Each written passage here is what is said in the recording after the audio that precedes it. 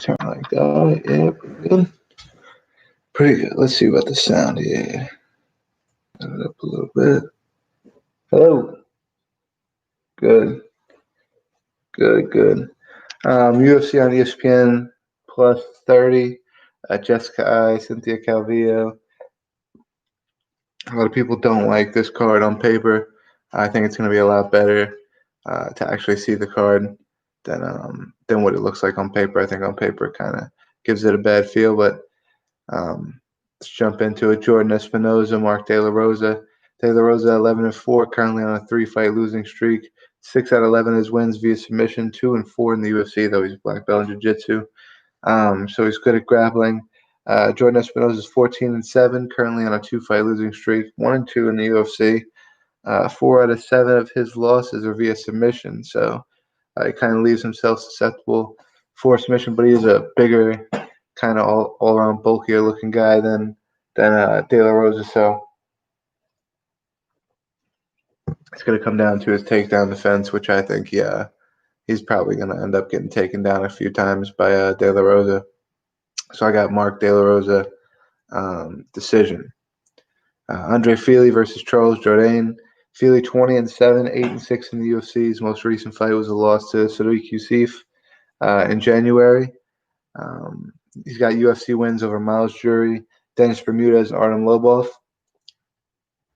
But she's too big for Calvillo, bro.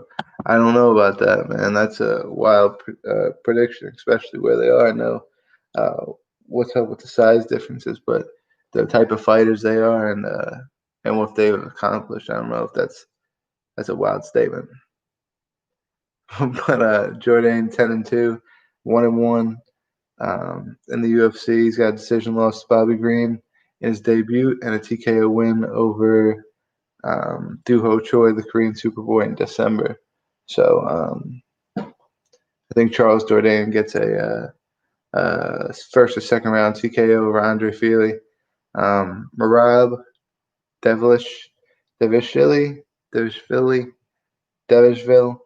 I don't know how you say it, versus Ray Borg. Borg's 13-5. He only has one knockout win, but he's never been knocked out. He just lost to Ricky Simone May 13th, which was the second event back after the pandemic in Jacksonville, Florida. He's got submission wins. He's got 6 submission wins out of his 13. And his only time being submitted was against Demetrius Johnson. He's 7-5 in the UFC. So got a little bit of a rocky time there, but great on the ground. And he's steadily improving his stand-up in the past few fights. Rob's 10-4, never been knocked out, only been submitted once. And that was by Ricky Simone. So Ricky Simone's the only guy that submitted Merab too. He's currently on a 3-fight winning streak over Tyrion Ware, Brad Katona, and Casey Kenny. Casey Kenny holds a win over Ray Borg at the moment. He's 3-2 in the UFC. He also has wins over Ravion Stotts and Tony Gravely before the UFC. This one really depends on how well Ray Borg is steadily improving. And Merab, just an up-and-coming young fighter. I'm going to go I'm going to go bias and say Merab. It is lacking star power, but I think it's still going to be a great card, and it's going to have a lot of good build-up. And I don't know, it looks worse on paper than what it's actually going to be, I think. Carl Robinson, Marvin Vittori. This fight was supposed to happen, I think, on the 13th or the 16th back in Jacksonville. Robinson missed weight, had weight cutting issues, fell ill the next day, couldn't fight. On fight day, they announced that. I got into altercation at the hotel with Marvin Vittori, and now here we are. The fight's rebooked for this Saturday night. Robinson's 9-2, both losses by submission to Glover Teixeira and Cesar Ferreira. He's 4-2 in the UFC. He's got wins over Roman Kopylov, Wellington Thurman, Jack Marshman, Darren Stewart, and Ryan Spann. 6 out of 9 of his wins are via finish, but he's going against a really heavy power striker, ground and pound specialist. Marvin Vittori, 14-4-1, never been finished. 10 out of 14 of his wins via finish. He's 4-2-1 in the UFC. He has wins over Andrew Sanchez, Cesar Ferreira, and Vitor Morena. He was able to out-wrestle Cesar Ferreira and get himself a decision win against Cesar Ferreira. And Cesar Ferreira did not have too much trouble submitting Carl Robinson. So I know Robinson's steadily improving, but I'm just still gonna go Marvin Vettori for finally getting his comeback and getting the win there, which brings us to main event. Jessica Cynthia Calvillo, 15-7-1 is Jessica. 11 wins via decision, 5-6-1. Not a good record inside the UFC. She's got wins over Vivian Arjaro, which was her last fight in December, Kaylin Chikadian, Jessica Rose Clark, and Leslie Smith. Calvillo's 8-1-1. She had a draw in her last fight against Marina Rodriguez. Her only one loss was to Carla Esparza. She's 5-1-1 in the UFC. She's got wins over Courtney Casey, Paulina Bontello, Joanne Calderwood, Pearl Gonzalez, and Amanda Cooper. And then before the UFC, she had wins over Montana De La Rosa and Jillian Robinson. She also has an amateur win. Her last amateur fight was a win over Aspen Ladd. So, no, not shy against going against a bigger woman.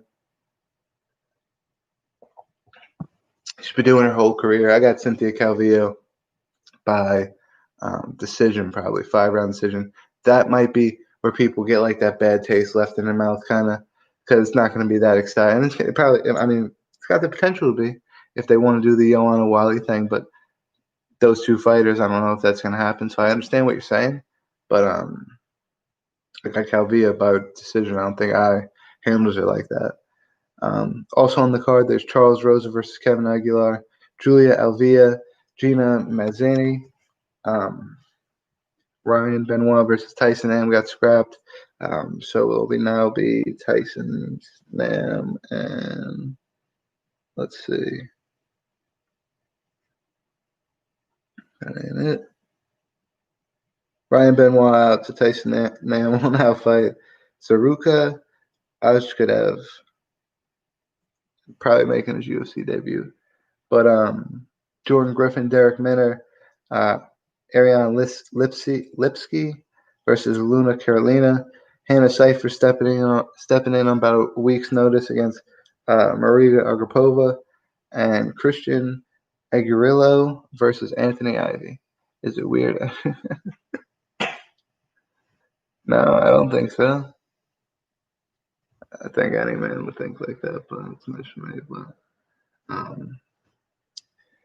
they just announced UFC Fight Island is on Abu Dhabi. They'll be doing 4 fights in the 4 cards in the month of July. 3 of them in the span of 10 days. So almost the same thing they did when they opened up in Jacksonville. But small 4 fights. They're going to jam a bunch of fights onto those cards. So I can't wait for that. DC or Stipe. I'm going to go Stipe. I think DC is just getting older and older. I think it's Stipe. That was part of his game plan, was that he thinks that the reason he was able to beat DC is because he's getting a step on him, you know. So time goes by. I think Stipe get a win again.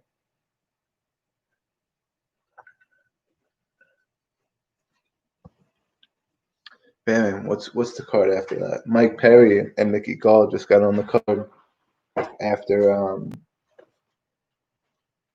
this weekend. Let's see, June 20. Oh, maybe not this weekend. The one after, probably. Curtis Blades, Alexander Volkov, Roxanne Modafferi, Lauren Murphy. Perry's done. I disagree. Josh Emmett, Shane Burgos, Layman Good, Bill Muhammad, Raquel Pennington, Marion Renew, Jillian Robinson, Courtney Casey. We just talked about both of them. Alicia Torres, Brianna Van Buren, Frank Camacho, Matt Favola, and Clay Guida versus Bobby Green is going to be a week after Saturday. And then the week after that, the 27th, that's when Mike Perry will be taking on Mickey Gall.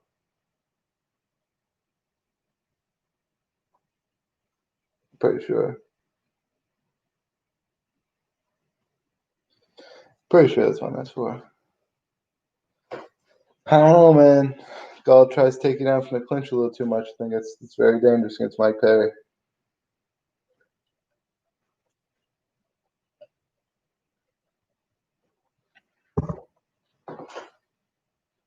I think Mickey Gall's got a tendency to lead with his clinch instead of just shooting for a takedown. And Mike Perry's very, very, very dangerous in the clinch, man. So I don't know if it's that easy as you're making it think. Why they blow my. It's the UFC's in a hard spot. You had to know some shit like this was coming. Their motherfuckers asking for a raise in the middle of a pandemic. How dumb could you be? You know, I know, I know you're worth more because you're doing this, but you think they got the extra money to spend right now?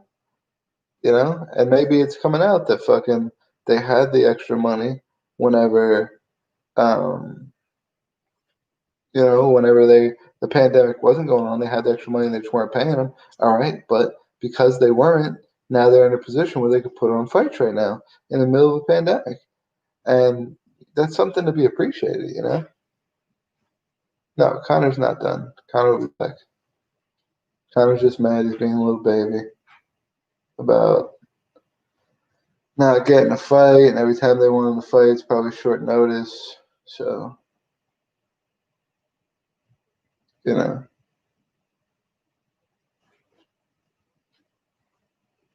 it's a rough one. It's a rough one to be in, but his message is you don't got to fight. So, you don't got to fight. You don't got to fight. No, he doesn't one shot Gaethje.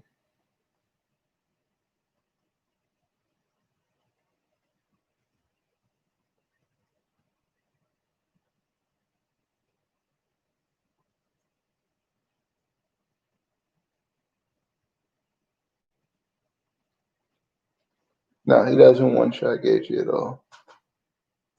Not that he would get to fight Gaethje, because Gaethje's definitely fighting Khabib next. 150%, no doubt about it. So he would definitely have to wait for that one or get another fight in beforehand. And it's getting better and better. They're scheduling further and further out. So I mean, I assume it would start working in his favor soon anyway. But we'll see how serious he is about retiring this time. Nunes versus Garbrandt next. You're getting crazy now. No, no. I got Aljo fighting the winner of Peter Yan versus Jose Aldo, and then Cody Garbrandt's probably going to fight Marlon Moraes for the number one contender after that fight. Like whoever wins out of Aljo versus winner of Aldo and Yan. Like two title fights down the road, I think Garbrandt's got. Nunes probably chilling till like midway through 2021, probably. No, they shouldn't give O'Malley to somebody big like that. I think O'Malley should get Dodson next, and I don't think he does right now. I think he's got a couple more fights. He's got to get underneath him. He's got to keep learning. You know what I mean? And I think he'll be able to one day get up there and possibly beat him, but not right now. I want to see O'Malley fight Dodson next. Dodson would be the perfect fucking test for Sean O'Malley at the perfect stage of his career. All that is perfect for him. And it's climbing in the rankings if he wins the fight.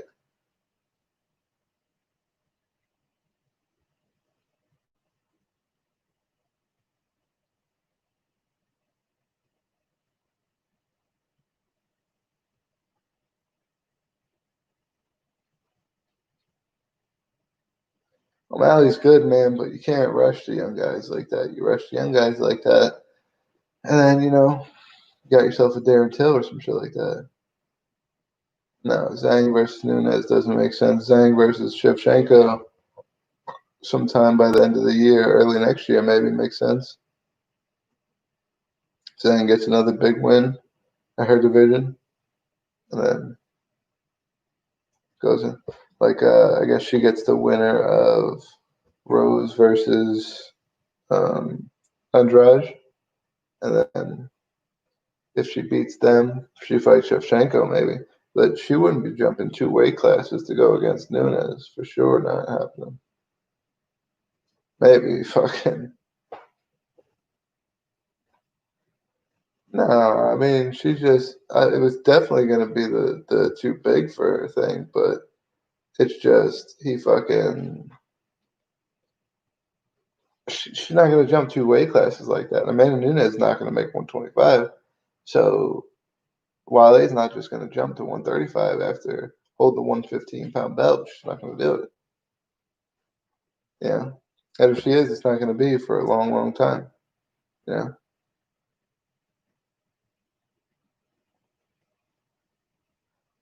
So that shit would never really happen. But yes, Nunes is way bigger. With having her not kind of knockout power and being that much bigger than Wiley Zhang would probably be probably bring a lot of issues to Zhang. But you never know what happens down the road because then if Nunes doesn't retire, then you know what Nunes is getting old. You've never really seen a woman fight to be crazy old, but it happens. So if she does one day down the line, maybe that's when I could see that fight happening, but not anywhere close to now. Yeah, it's not, but they got time though, because look, fucking Nunes is going to be out till probably mid-late 2021. So in the meantime, they can find a 145-pound number one contender, and they can find a 135-pound number one contender. So when she does come back, bang bang, she's got fights lined up. You know what I mean? So they got time to figure it out. I'm sure they're going to keep booking fights because she was able to. I don't know. I'm sure they're not going to take away the division, but um, they're going to work on it, and they'll get there. This happened at so many other weight classes before, where some guy just beat everybody. It was like, who else is he going to beat? You know. So it's happened. Just so happens that with her, she's champion of 2 divisions, and it's somewhat happening in both divisions at the moment. So it's a little bit better, but they've dealt with that before, and I think she wants to plan to take some time off anyway. So bang, it works right there for you. You know what I mean? You know what I mean, Greg? I'm gonna holler at you next week though, next Tuesday. Because Jones really facing Ngannou at some point now.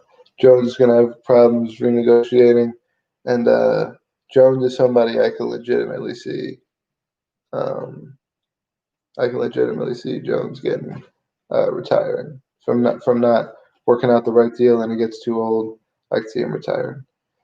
But yeah, brother, I'll see you next week. I don't think he's gonna fight Ngannou at all at any time in the rest of his career if he does come back. But maybe you never know. You never know. I'll let you, brother.